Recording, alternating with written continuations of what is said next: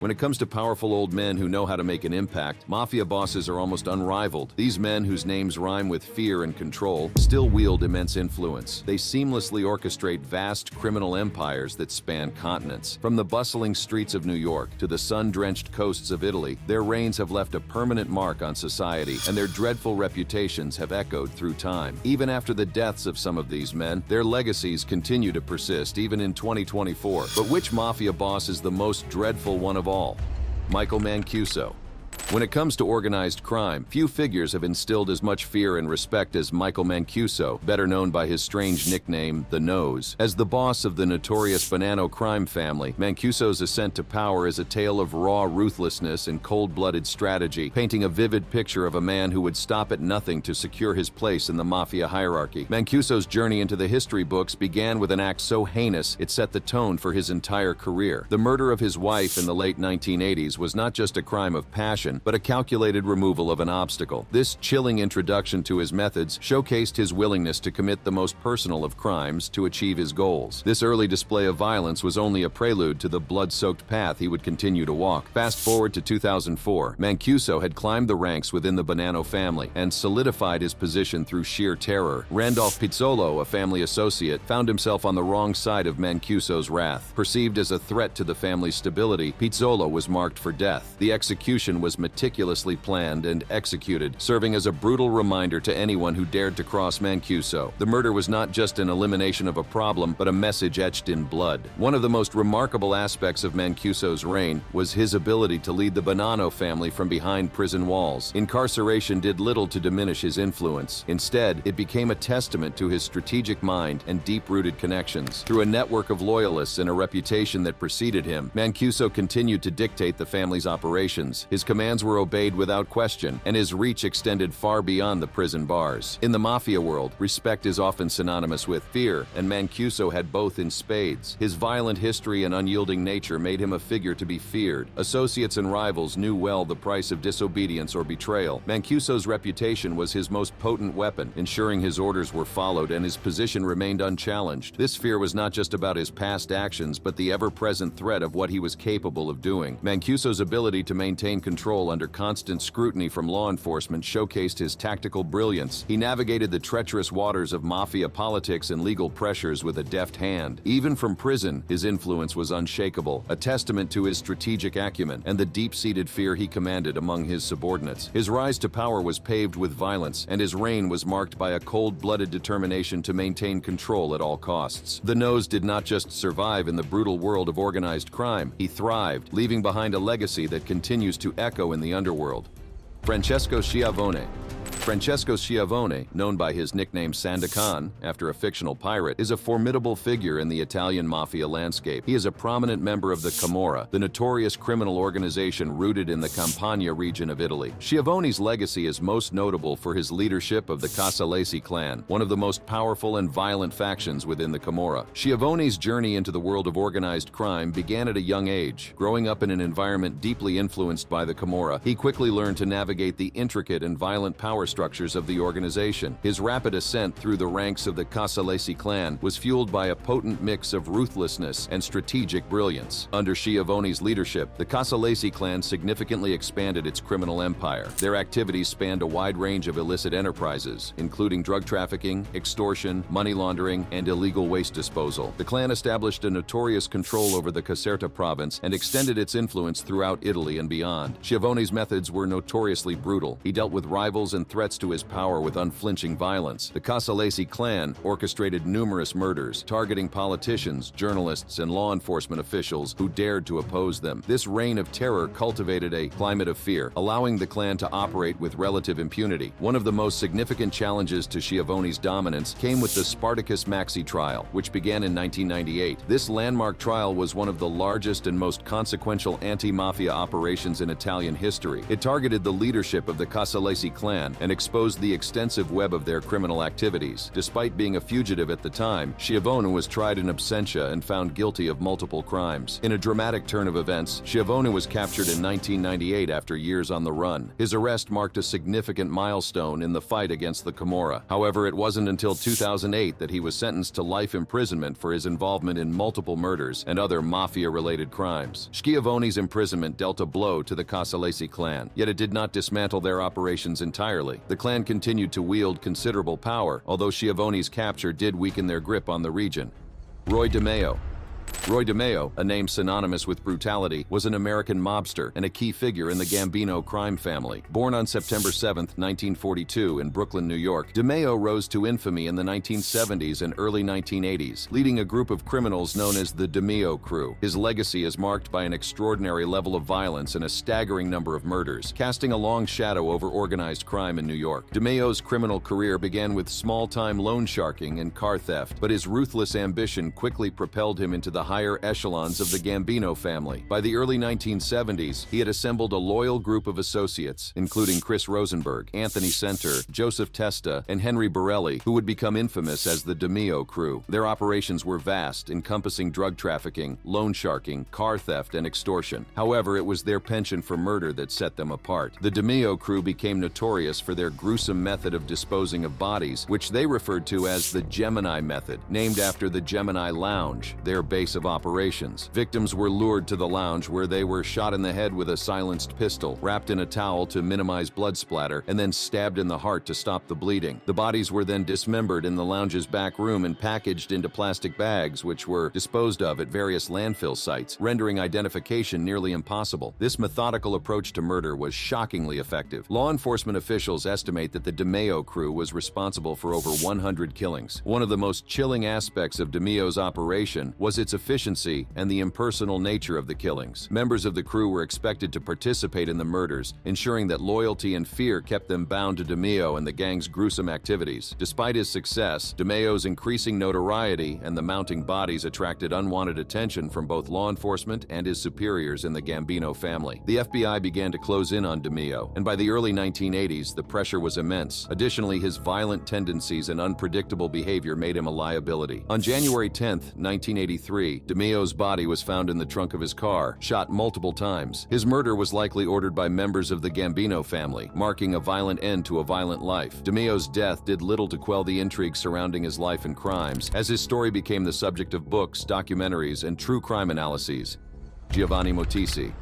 Giovanni Motisi is a notable figure in the world of organized crime, particularly within the Sicilian Mafia. He is often described as one of the most influential and powerful mafia bosses in Sicily. Giovanni Motisi, also known as Upacchiuni, the Fat One, was born on January 1, 1959, in Palermo, Sicily. His criminal career began at a young age, and he quickly rose through the ranks of the Sicilian Mafia, also known as Cosa Nostra. Motisi became a member of the Mafia family headed by his uncle, Matteo Motisi, who was a well-respected boss in the Porta Nuova district of Palermo. Motisi's rise to power was marked by his involvement in various illicit activities, including drug trafficking, extortion, and murder. He became known for his ruthlessness and ability to navigate the complex and violent world of the Mafia. By the late 1980s, he had assumed control of the Porta Nuova family after the death of his uncle. Under Motisi's leadership, the Porta Nuova family expanded its influence and became one of the most powerful Mafia clans in Sicily. He was known for his strategic mind and ability to forge alliances with other Mafia families, both within Sicily and abroad. Motisi's criminal record includes involvement in numerous high-profile crimes. He was implicated in several murders, including the assassination of police officers and rivals within the Mafia. His most notorious act was his alleged participation in the 1992 murders of anti-Mafia magistrates Giovanni Falcone and Paolo Borsellino, two of Italy's most prominent crime fighters. These assassinations were part of a larger campaign by the Mafia to intimidate the Italian government and law enforcement.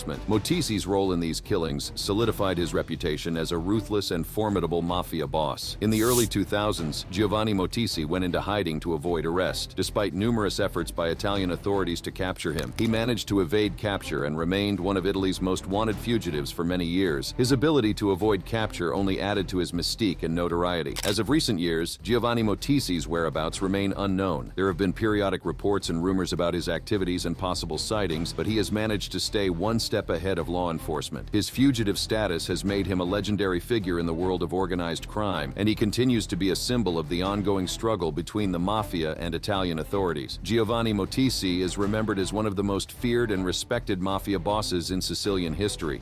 Settimo Mineo. Settimo Mineo represents the enduring but troubled nature of the Cosa Nostra. Born on November 28, 1938 in Palermo, Sicily, Mineo's life is a testament to the unrelenting grip of Mafia influence over Sicily's socio-economic fabric. Mineo's journey into the Mafia's shadowy corridors began early. A jeweler by trade, he seamlessly balanced his legitimate business with illicit activities, gradually climbing the ranks of Cosa Nostra. His affiliation with the Mafia was not merely incidental, it was the lifeblood of his existence, driving him to secure his place among the elite in Palermo's criminal underworld. By the late 1980s, Mineo had cemented his status as a significant player within the Mafia. His influence extended through the Palermo Mandamento of Pagliarelli, a crucial Mafia district. Mineo's ability to navigate the treacherous waters of Mafia politics and his knack for maintaining a low profile earned him the respect and trust of his peers. Mineo faced one of his first major legal setbacks when he was implicated in the infamous Maxi trial, initiated by the relentless anti-Mafia magistrates Giovanni Falcone and Paolo Borsellino. The trial was a landmark event in the fight against organized crime, leading to the convictions of numerous Mafia members. Mineo, however, managed to escape significant punishment, showcasing his uncanny ability to evade the full force of the law. Despite this close brush with the authorities, Mineo's resolve only strengthened. He continued his rise within Cosa Nostra, eventually becoming the head of the Palermo Mandamento of Pagliarelli. His leadership was characterized by a return to traditional Mafia values, emphasizing silence, loyalty, and a strict code of conduct, reminiscent of the old guard's approach to maintaining order and authority within the organization. The turning point in Mineo's criminal career came in December 2018. In a dramatic operation dubbed Cupola 2.0, Italian police conducted a sweeping crackdown on the Mafia, resulting in the arrest of over 40 suspected members, including Mineo. This operation was significant as it aimed to thwart the reconstitution of the Mafia Commission, the governing body of Cosa Nostra, which had been in disarray since the arrest of Salvatore Toto Riina in 1993. Mineo's arrest was a major blow to the Mafia. At 80 years old, he was believed to have been elected as the new head of the Mafia Commission, a role that symbolized his stature within the organization. His leadership was seen as a unifying force, attempting to restore the hierarchical structure that had been fragmented over the years. The arrest of Settimo Mineo marked a significant victory for Italian law enforcement in their ongoing battle against organized crime. Pasquale Bonavota. Pasquale Bonavota's journey from a young boy in Sant'Onofrio to one of Italy's most wanted fugitives is a chilling narrative of vengeance, power, and the unyielding grip of the Mafia. Born on January 10, 1974, in the small town of Sant'Onofrio, Vibo Valentia, Pasquale Bonavota grew up in the shadow of a fierce and deadly feud. His life was marked by violence from a young age, a product of the bitter rivalry between his family, the Bonavota clan, and the Petrolo Bartolotta family. This feud came to a bloody head on January 6, 1991, a day seared into local memory as the Epiphany Massacre. On that fateful day, members of the Petrolo Bartolotta family unleashed a hail of bullets in the town square, killing 2 and wounding 11, leaving a young Pasquale with a burning desire for vengeance. Rising quickly within the ranks of his clan, Pasquale took the reins of leadership after the murder of his father, Vincenzo Bonavota, the clan's founder, in 1997. Deputy Public Prosecutor Marisa Manzini described Pasquale as embodying a dual criminal persona. He was both the old-fashioned and Ndrangheta, steeped in the violent traditions of his clan, and the modern mobster, with ambitions that extended far beyond the borders of his hometown. Determined to rebuild and expand his family's criminal empire, Pasquale invested heavily in Rome, transforming legitimate businesses into fronts for drug trafficking. His operations flourished, and he became a significant player in the underworld, with his companies serving as hubs for his illicit activities. However, his growing influence did not go unnoticed by the authorities. By 2018, Pasquale Bonavota was a wanted man, his name appearing on Italy's list of most dangerous fugitives. He faced charges of mafia-type association and complicity in aggravated murder, crimes for which he had been sentenced to life imprisonment by the court of Catanzaro. Despite the intense manhunt, Bonavota managed to evade capture for nearly 5 years, cementing his reputation as a master of illusion. His life on the run came to an end on April 27, 2023, but not before he had left an indelible mark on the criminal landscape of Italy. Pasquale's story is one of ruthless ambition and relentless violence, a testament to the enduring legacy of the 'Ndrangheta's bloody feuds and the far-reaching tentacles of organized crime. Giuseppe Morabito. Giuseppe Morabito, often referred to by his nickname Tira Drittu, meaning straight shooter, stands as a prominent figure in the annals of organized crime. As a key leader within the 'Ndrangheta, the infamous Calabrian crime syndicate, Morabito's life story is a chilling account of ruthless ambition and the far-reaching tentacles of criminal enterprise. Born on August 15, 1934, in the small, rugged town of Africo in Calabria, Italy, Giuseppe Morabito was raised in a region notorious for its poverty and lack of opportunity. These conditions provided fertile ground for the growth of organized crime, and Morabito was drawn to the 'Ndrangheta, seeking the power and wealth that the organization promised. His reputation for decisive and unflinching action earned him the moniker Tira Drittu, and he quickly ascended the ranks of the criminal hierarchy. Morabito's empire was primarily built on the lucrative foundation of drug trafficking. He played an instrumental role in establishing the 'Ndrangheta as a dominant force in the international cocaine trade. By forging alliances with South American drug cartels, particularly those in Colombia, Morabito facilitated the smuggling of vast quantities of cocaine into Europe. These operations were characterized by their sophistication, involving intricate logistics and substantial bribes to corrupt officials to ensure the safe passage of narcotics. The immense profits from drug trafficking allowed the 'Ndrangheta to diversify its criminal activities. Under Morabito's leadership, the organization expanded into extortion, money laundering, arms trafficking, and political corruption. His ability to orchestrate these operations, despite intense law enforcement scrutiny, demonstrated both his strategic genius and the resilience of the 'Ndrangheta. The reign of Giuseppe Morabito came to a dramatic end in February 2004 when Italian authorities captured him. His arrest concluded years of evasion, during which he relied on a network of loyal associates and the 'Ndrangheta's extensive connections to stay one step ahead of the law. Following his arrest, Morabito faced numerous charges, including murder, drug trafficking, and participation in a criminal organization. He was convicted and sentenced to life imprisonment, marking a significant victory for Italian law enforcement. Despite his imprisonment, Morabito's legacy within the 'Ndrangheta persists. The organization continues to be one of the most powerful and feared criminal syndicates globally, largely due to the foundations laid during Morabito's leadership. His life and crimes are often cited in discussions about the challenges of combating organized crime and the ongoing battle against the pervasive influence of the 'Ndrangheta in Italy and beyond. Rocco Morabito. Rocco Morabito, born on November 23, 1960 in Bova Marina, Italy, is one of the most notorious figures in the Italian criminal underworld. Known as the Cocaine King of Milan, Rocco Morabito is a high-ranking member of the 'Ndrangheta. His criminal activities, particularly in drug trafficking, have made him one of Italy's most wanted fugitives for nearly 3 decades. Rocco Morabito's criminal career is deeply intertwined with the 'Ndrangheta, an organization notorious for its involvement in various illicit activities, including extortion, money laundering, and especially drug trafficking. Following the arrest of his father, Giuseppe Morabito, also known as Tira Drittu, in 2004, Rocco assumed a leading role within the organization. His strategic acumen and ruthless approach quickly elevated his status in the criminal hierarchy. Rocco's rise to infamy primarily stems from his pivotal role in international cocaine trafficking. In the early 1990s, he orchestrated large-scale operations to smuggle cocaine from South America into Europe. His network established strong ties with Colombian drug cartels, facilitating the flow of vast quantities of cocaine into Italy. In 1994, a significant bust exposed Rocco's involvement in an attempt to import nearly a ton of cocaine, worth approximately $8 million. This incident led to the issuance of an international arrest warrant in 1995, marking the beginning of his life as a fugitive. Rocco initially fled to Brazil and later settled in Uruguay under a false identity, Francesco Capoletto. For nearly 13 years, he lived a seemingly normal life in Punta del Este, a popular resort town. His anonymity came to an end in 2017, when Uruguayan authorities, in cooperation with Italian police, arrested him at a Montevideo hotel. At the time of his arrest, Rocco was found with a firearm, multiple mobile phones, and false documents, highlighting his continued involvement in criminal activities despite his fugitive status. In a dramatic turn of events, Rocco escaped from a Montevideo prison in June 2019, along with 3 other inmates. The escape involved climbing through a hole in the roof, showcasing his relentless determination to evade justice. His freedom was short-lived, however, as international law enforcement agencies, including Interpol and the DEA, tracked him down to João Pessoa, Brazil, where he was rearrested in May 2021. On July 6, 2022, Rocco Morabito was extradited to Italy, ending his 27-year run from the law. He now faces a 30-year prison sentence for his extensive involvement in drug trafficking and other mafia-related crimes. Matteo Messina Denaro.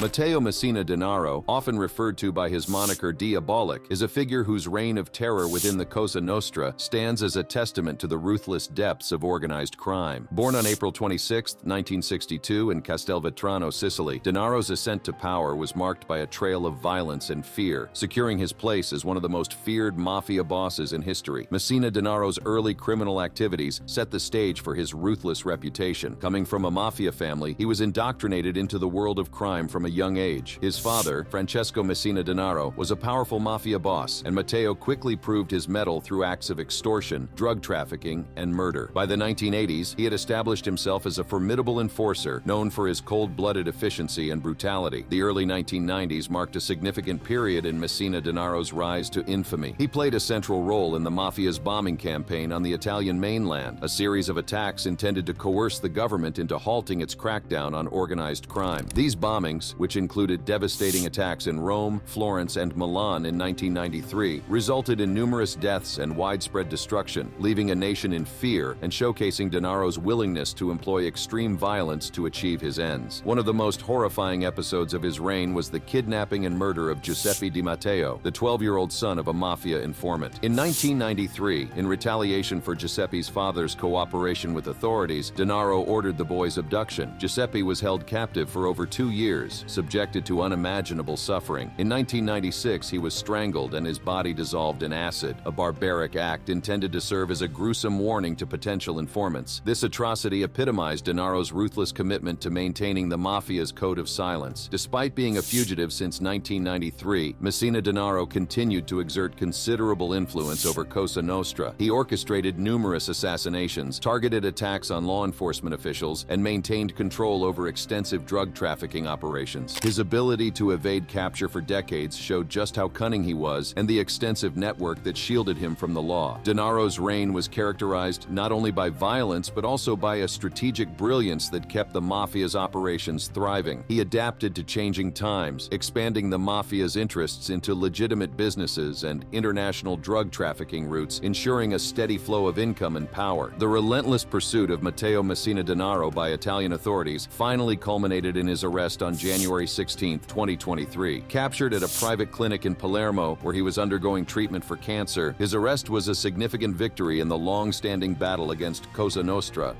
Salvatore Riina, Salvatore Toto Riina, also known as the Beast, presided over one of the most violent and ruthless periods in the history of the Sicilian Mafia. Born on November 16, 1930 in Corleone, Sicily, Riina's ascent to power was marked by relentless brutality, strategic cunning, and an unyielding grip on the criminal underworld. Riina grew up in the Mafia heartland of Corleone, a town notorious for its strong Mafia presence. He joined the local Mafia at a young age, working under Michele Navarra. In 1958, following Navarra's assassination, Riina and his allies, including Luciano Leggio and Bernardo Provenzano, took control of the Corleone clan. This group, known as the Corleonesi, became infamous for their violent tactics and strategic ruthlessness. Enter the late 1970s and early 1980s. This period was marked by the Second Mafia War, a brutal internal conflict within Cosa Nostra. Riina orchestrated a series of bloody attacks against rival mafia families, resulting in the deaths of hundreds of mafiosi and their associates. This period saw an unprecedented level of violence as the Corleonesi sought to eliminate any opposition and consolidate their power. Riina's strategy of systematic assassination and terror was aimed at achieving total control over the Sicilian Mafia. By the early 1980s, Riina had become the undisputed leader of Cosa Nostra. His reign was characterized by extreme violence and a campaign of terror against the Italian state. Riina ordered the murders of numerous judges, prosecutors, and law enforcement officials who were dedicated to fighting the Mafia. Among the most significant victims were judges Giovanni Falcone and Paolo Borsellino, key figures in the anti-mafia movement. Falcone was killed in a bomb attack on the highway near Capaci in May 1992, followed by Borsellino's assassination in Palermo just 2 months later. These high-profile murders sent shockwaves through Italy and illustrated Riina's willingness to target even the most prominent and protected individuals. The Maxi trial, which began in 1986, was a landmark in the fight against Cosa Nostra. Spearheaded by Falcone and Borsellino, the trial led led to the conviction of hundreds of Mafia members, including Riina, who was sentenced to life imprisonment in absentia. The trial was a significant blow to Cosa Nostra and marked a turning point in Italy's battle against organized crime. Despite his life sentence, Riina managed to evade capture for years, continuing to lead the Gulway Mafia from the shadows. His luck ran out on January 15, 1993, when he was arrested in Palermo. Riina's arrest was a significant victory for Italian law enforcement and marked the beginning of a new era in the fight against the Mafia. Salvatore Riina died on November 17, 2017, while serving multiple life sentences in prison. His death closed a dark chapter in the history of Cosa Nostra. Riina's brutality was unparalleled, and he was a man with ruthless ambition. His reign of terror prompted significant anti-mafia reforms in Italy and left an indelible mark on the country's criminal justice system. If you enjoyed watching this video, be sure to check our other similar and amazing videos on the screen. Thank you for watching, and we will see you next time.